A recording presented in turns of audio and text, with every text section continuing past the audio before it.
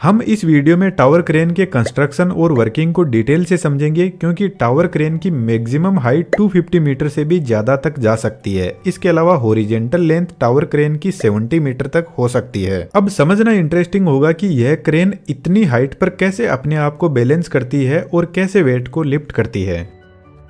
सबसे इंटरेस्टिंग बात, tower crane को इंस्टॉल करने के लिए सबसे पहले कंक्रीट और सीमेंट का एक स्ट्रॉन्ग फाउंडेशन तैयार किया जाता है जमीन के अंदर। तो यह क्रेन अपनी जगह से मूव नहीं कर सकती है। किसी भी बिल्डिंग को बनाने से पहले इसे इंस्टॉल किया जाता है और बिल्डिंग कंप्लीट होने के बाद ही वहां से हटाई जाती है। फाउंडेशन तैयार करने के बाद टेलीस्कोप क्रेन की हेल्प से क्रेन को बिल्ड किया जाता है। मेन टावर के एक एक ब्लॉक को उठाकर एक के ऊपर एक को सेट किया जाता है। यह जो ब्लॉक है इनको मास्ट बोलते हैं। लेकिन अभी मैंने बताया कि टावर क्रेन तो 250 मीटर से भी ज्यादा हाइट तक जा सकती है, लेकिन टेलीस्कोप क्रेन तो इस टावर क्रेन को 15 से 20 मीटर तक ही बिल्ड कर पाएगी और इतनी ही हाइट पर क्रेन को पूरा बिल्ड कर देगी। उसके बाद में टावर क्रेन खुद अपने आप की हाइट को बिल्डिंग की हाइट के साथ साथ में बढ़ाती जाएगी। सबसे पहले हम टावर क्रेन के ऑपरेशन को समझते हैं, उसके बाद में यह कैसे अपनी हाइट एडजस्ट करती है उसको भी डिटेल से समझेंगे। टावर क्रेन कुछ इस तरीके से टर्न कर सकती है और क्रेन को टर्न करवाने के लिए यहाँ पर powerful slip ring induction motor लगी रहती है। स्लिप रिंग इंडक्शन मोटर की खास बात है, जरूरत पड़ने पर मोटर के टॉर्क को एक्सटर्नल रेजिस्टेंस की हेल्प से बढ़ाया जा सकता है, जिससे क्रेन और ज्यादा पावरफुल बन जाएगी। यहाँ पर यह जो बड़ा गियर लगा है जिसके ऊपर पूरी ऊपर की क्रेन रोटेट कर रही है, इसको टर्न टेबल बोलते हैं। अब यहाँ पर लगी मोटर क्रेन को कितना ही रोटेट करवा सकती है। तो क्रेन 1.5 राउंड कंप्लीट कर लेती है तो यहाँ पर एक लिमिट स्विच लगा रहता है जो मोटर को बंद कर देता है, क्योंकि क्रेन अब ज्यादा रोटेट करेगी तो इलेक्ट्रिसिटी की सारी केबल्स टूट जाएगी।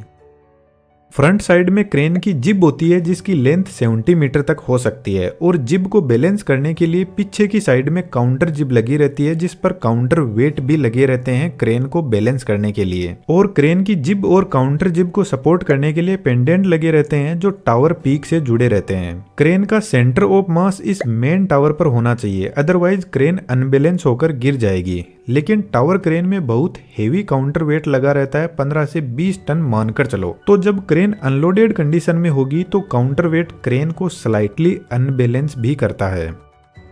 क्रेन की जिब पर एक ट्रॉली लगी रहती है जो जिब पर लगे ट्रैक पर आगे पीछे मूव कर सकती है। ट्रॉली में टायर लगे रहते हैं जो ट्रैक पर कुछ इस तरीके से चलते हैं। ट्रॉली को आगे पीछे मूव करवाने के लिए एक मोटर लगी रहती है। यह मोटर ड्रम को रोटेट करवाती है और ड्रम रोप की हेल्प से ट्रॉली से जुड़ा रहता है। यहाँ पर रोप का मैकेनिज्म थोड़ा अलग टाइप का होता है। इस ड्रम के ऊपर 2 रोप होती है। जब एक साइड की रोप ओपन हो जाती है तो दूसरी साइड की रोप ड्रम के ऊपर कलेक्ट होती जाती है। रोप का मैकेनिज्म कुछ इस टाइप का होता है।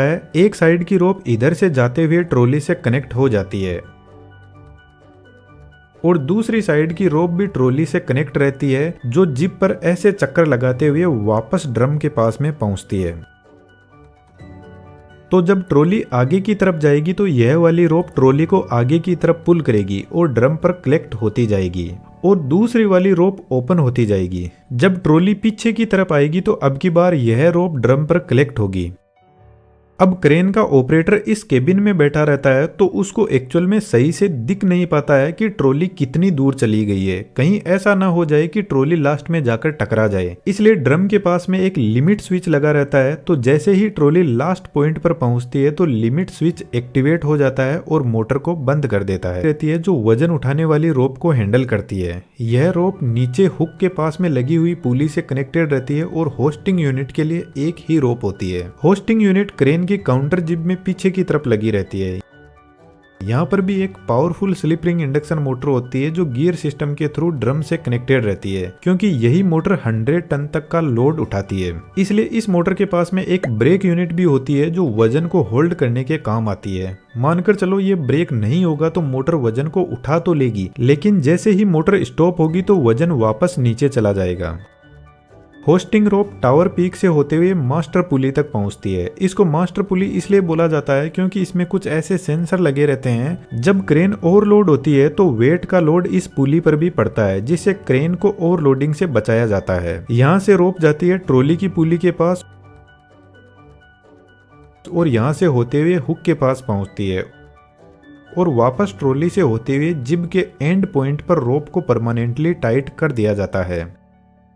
जब होस्टिंग मोटर रोटेट करते हुए रोप को ओपन करेगी तो हुक धीरे धीरे नीचे जाने लगेगा। और अब यहाँ पर भी सेम सिचुएशन होती है, ऑपरेटर को एग्जैक्टली पता नहीं रहता है कि हुक ग्राउंड के टच हुआ कि नहीं, क्योंकि इतनी दूरी से दिखाई नहीं देता है। तो जैसे ही हुक ग्राउंड के टच होता है तो होस्टिंग यूनिट के पास में भी एक लिमिट स्विच लगा रहता है जो ऑपरेट होता है और मोटर को बंद कर देता है। इस क्रेन को ऑपरेट करने के लिए दो ऑपरेटर होते हैं, एक ऑपरेटर केबिन में बैठा रहता है और दूसरा नीचे ग्राउंड पर रहता है, और दोनों एक दूसरे से वॉकी टॉकी से इंस्ट्रक्शन देते हैं। अब इस क्रेन को वजन उठाने की कैपेसिटी जिब की लेंथ के हिसाब से होती है। यदि ट्रॉली टर्न टेबल के एकदम पास में है तो ये मैक्सिमम वजन उठा सकती है, जैसे मानकर चलते 100 टन का वजन उठा सकती है। लेकिन जैसे जैसे ट्रॉली टर्न टेबल से दूर जाती जाएगी तो इसकी वजन उठाने की कैपेसिटी कम होती रहेगी, और जिब के एंड पर तो मुश्किल से क्रेन 5 से 6 टन मैक्सिमम वजन उठा पाती है। अब आता है सबसे इंपॉर्टेंट पार्ट, क्रेन अपनी हाइट को कैसे एडजस्ट करती है। लेकिन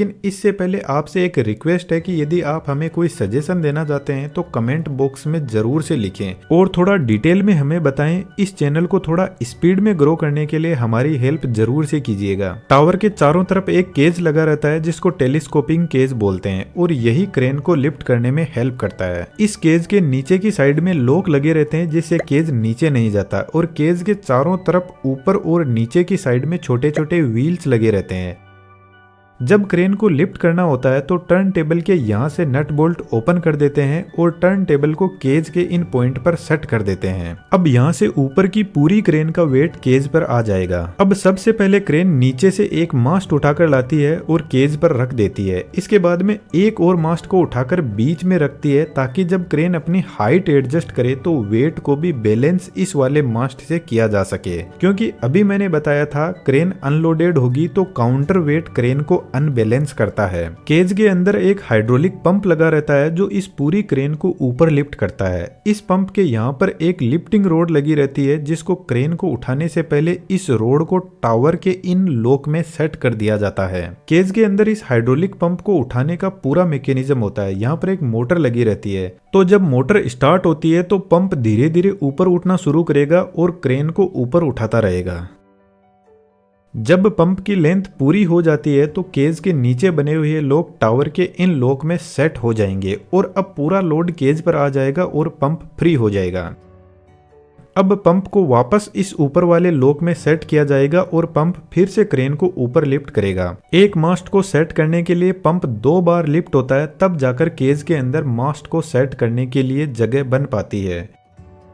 और मास्ट को इन टायर की हेल्प से केज के बीच में लाया जाता है और फिर टायर को निकाल दिया जाता है साइड में, क्योंकि ये मास्ट बहुत हेवी होते हैं इसलिए हमारे बस की बात नहीं है कि इसको उठाकर बीच में लाया जा सके। मास्ट केज में आने के बाद नीचे के बोल्ट को सेट कर दिया जाता है। अब यदि क्रेन को और ज्यादा लिफ्ट करना है तो यही प्रोसेस फिर से चलेगी, और क्रेन को लिफ्ट नहीं करना है तो ऊपर टर्न टेबल के कनेक्शन केज से हटाकर टावर से कर दिया जाता है नट बोल्ट की हेल्प से।